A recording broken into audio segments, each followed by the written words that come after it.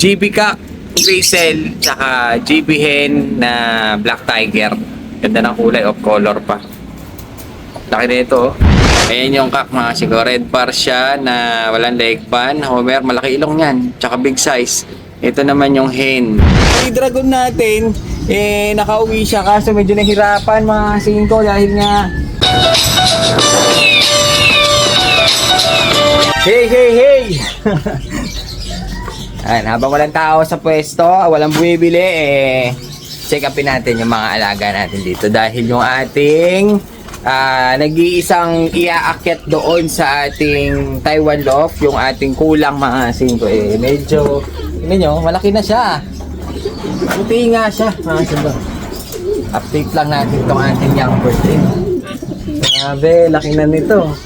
Sarap muna natin, baka makawala yung ating ipon. Ayun o. Pure white na may pagka parang tipler ang dating. Kasi yung pakpak niya mga singko, itim. Ang buntot ng dulo, itim din. Ganda ng markings siya. Ayun o, titignan natin. Ganda ng markings nito mga singko. Tapos puti, may konti lang siyang grizzle dito. Pero medyo bata-bata pa ito ng konti. Mga ilang araw pa, medyo sinusubuan pa siya ng magulang. At least meron tayong lilipad na out color mga singko. May naligaw na puti dun sa atin. Kala ko nga grizzle talaga na medyo dark kasi yung magulang, ayun o, naghahalikan na naman mga singko. Gusto na naman umiscore. Ulit na. Kasi yung ating breeder dark grizzle saka medyo parang blue check grizzle siya. Hindi ko akalain na ganito iaanak. Light color mga singko linis siya, saka healthy ang laki kasi solo niya tingin ko lalaki ito, solo flight niya yung subo ng nanay tatay kaya lumaki siya ng ganito. Pero goods na rin dahil hindi nyo naman mga singko meron tayo lilipad na off color puti. Ewan ko lang kapag naglugon siya kung magbabago kulay. Baka mamaya dumami itim o matanggal yung mga itim-itim na ganyan. Tingnan natin, update lang natin. Pero sa ngayon ito yung itsura niya. Lagay na natin dito. Medyo bata pa kasi ito kaya medyo baby pa siya. Solo flight niya mga singko. Kailangan sinusubuan. Nasa kanya lahat ng focus. Lahat ng gatas ng ina. Gatas ng ina. Gatas ng ina. Gatas ng ina. Nasa kanya. Gatas ng ina. So ayan, bali, yun na lang ang hinihintay natin. Pero, meron pa kasi akong sinecond clutch dito sa ating kasi yung unang-unang anak nito, yun yung unang-unang pumitik sa atin na nawala. Na naka-GBC ring. Ngayon, pinapitaan ko sa mga singko. Ayan o. Dalawa naman yung kanyang inanak. Ayan o. Medyo malaki na rin Ayan o. Medyo malaki na rin yung kanyang anak. Ngayon, dahil nga gusto kong subukan ito, dahil nawala yung anak niya, pinapisahan natin yung ulit yung kanyang second class. Kaya ngayon, yan ang pinakahuli nating ilalagay doon. Kala ko nga yung puti na nagpisa ito. Kaya ngayon, gagawin natin. Hintayin natin ulit yung kanya para mailagay natin ulit. BBC pa rin ang ilalagay natin mga singko. Dahil nga si CTPR, kompleto ko na 5 lang. Si BBC 5. Kaya magiging silang 11 mga singko dahil nga ito. 11 sila. 6 na BBC, 5 CTPR ang ilalagay natin sa ating Taiwan loft. Si ano nga pala mga singko? Si Dragon. Medyo nahirapan. Bungad pa lang mukhang di yun na kaya. Dahil nung umuwi si Dragon Massive ko, puro putik ang paa, cut off na. Ay nako, hindi pwede. Kulelat si Dragon natin. Pero at least kahit pa paano naililipad rin natin kahit pa paano. Tignan natin kung, kasi walang basketing ngayon, tignan natin kung mai-recover natin siya. Kasi medyo payat siya, tumukod siya, mga singko. Tignan natin kung maganda recovery niya ngayon. Try natin siyang isakay ulit sa susunod na lap kasi mga ilang lap na 4 laps na ng fan race kaya sana makarecover ulit ng mabilisan si kulelat na Dragon. Grabe, wala na tayong bagsak na ibon, naubos na mga singko, wala tayong dala ng tropa. Ang natira na lang dito talaga na matatag itong ice pigeon natin. Bali ito, develop ito, galaxy pa, babae na lang natira dito Itong natira natin isang ice pigeon na dinidevelop. Ito ata yung ginamit ko mga singko na naglabas ng pinaris ko sa Borga. Tas ang inanak niya ice pigeon na malaking, hindi na siya mukhang ganito, mukhang native. Kasi ito medyo maliit pa ito, mukhang native pa ang dating eh. Pero yung napaanak natin eh, malaki na yon. Tawag dito, maganda na siya. Kaso wala na siya sa atin. Kasi ito eh, may buhok-buhok pa siya ng konti sa paa eh. Medyo dinidevelop pa to. Pero mahaba ang tuka, yun nga lang mukhang native. Kaya ang ginawa natin dati, kinross natin siya sa Borga para lumaki. Yung Borga na medyo malaking katawan, malaki ang size, malaki ilong. Para magbago yung itsura niya. Ayun, oh. Ganda ng mga ice pigeon. Kasi sumisikat ang ice ngayon eh. Ang mamahal ng mga ice. Kaso ang itsura naman ng mga binibenta nila mga sikwe, talagang grabe na. Mukha ng talagang racing na ice pigeon ang kulay. Ayun, oh. Pwede nyo pang gamitin to. Kaya na magtuloy kung gusto nyo mag-project ng racing ice pigeon. Ganda nyo. Parang ano, parang abuhin. Isa lang kasing ice ang gusto ko mga singko eh. Yung nilalagay sa baso.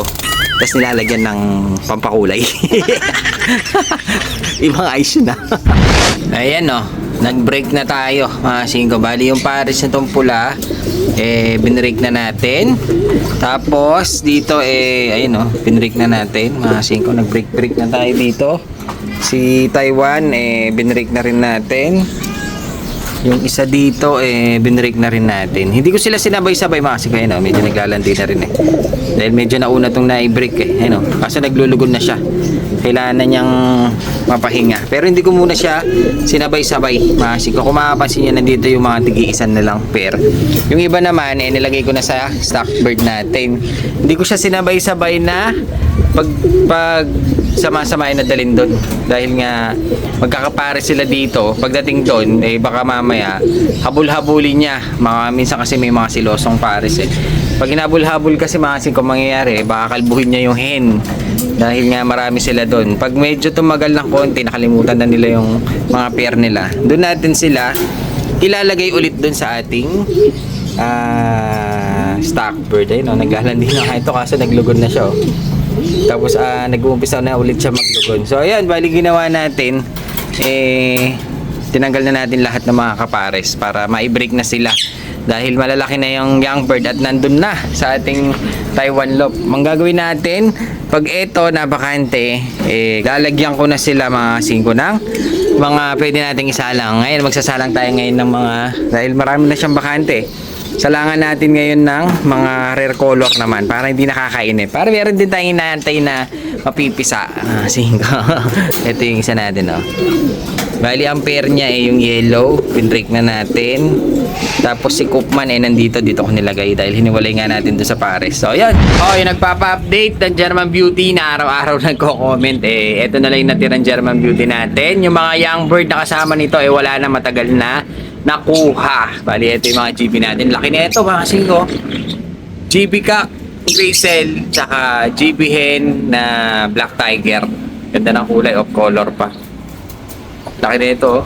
Bali, isang pares na lang ang natirang German Beauty natin na sobrang solid, no? Laki, grabe.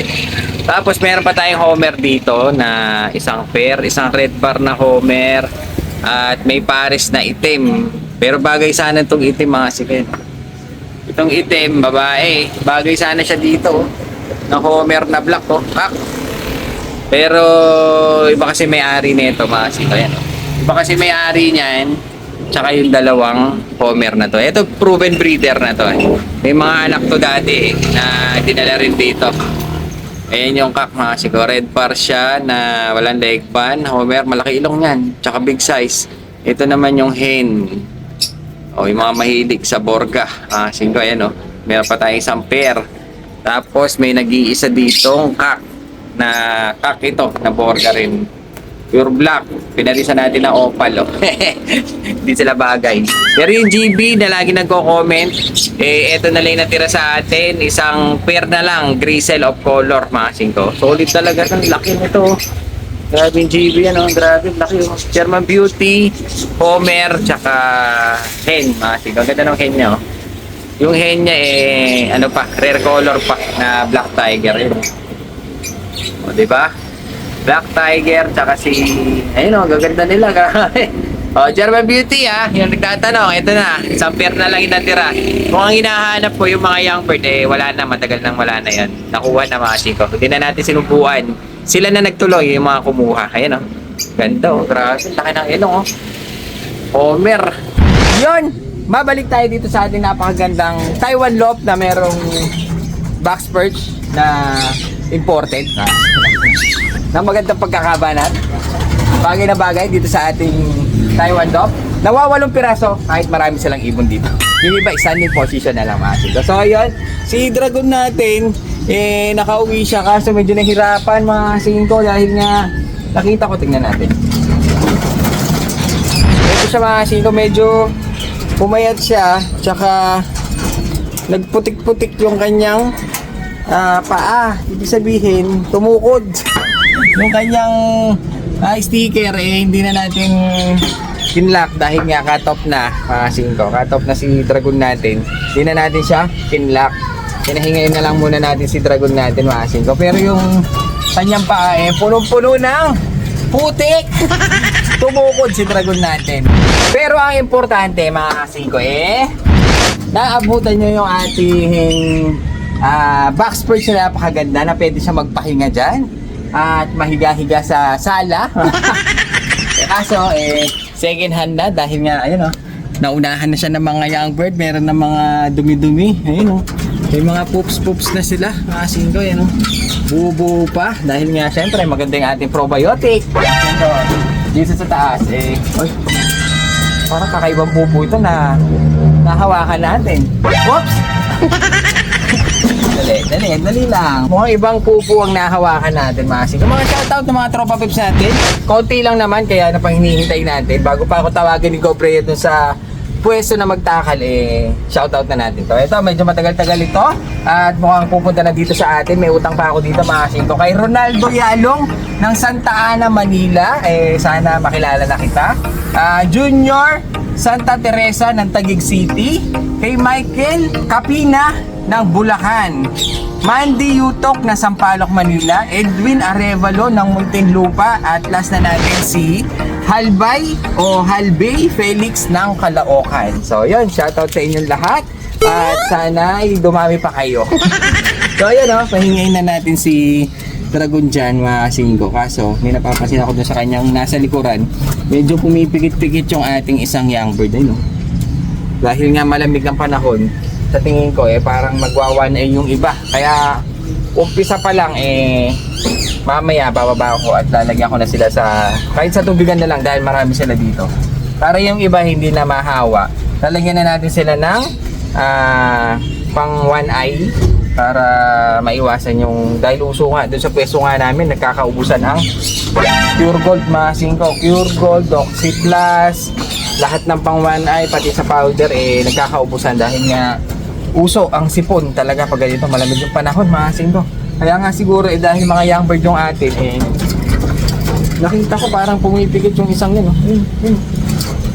medyo napikit siya ng konti pero madali lang naman gamutin si One Eye. Kaya importante basta masubaybayan lang natin yung araw-araw nilang pag-inom para gumaling naman. Ang mahirap pagalingin mga singko yung mga yung mga going light. Doon ako hirap na hirap mga singko, talagang napakatagal pero kahit pa paano nare-recover naman natin sila. Si John Arden natin mga singko nagka going light siya pero ngayon medyo bumibigat-bigat na tsaka lumalakas na siyang kumain. So ayun, gagawin natin pag ginagawa ko kasi pag magpapakain na ako, lahat ng young bird tatambay ko muna dito para matuto silang bumaba pagkakain na. Yung mga matatanda papaliparin muna natin.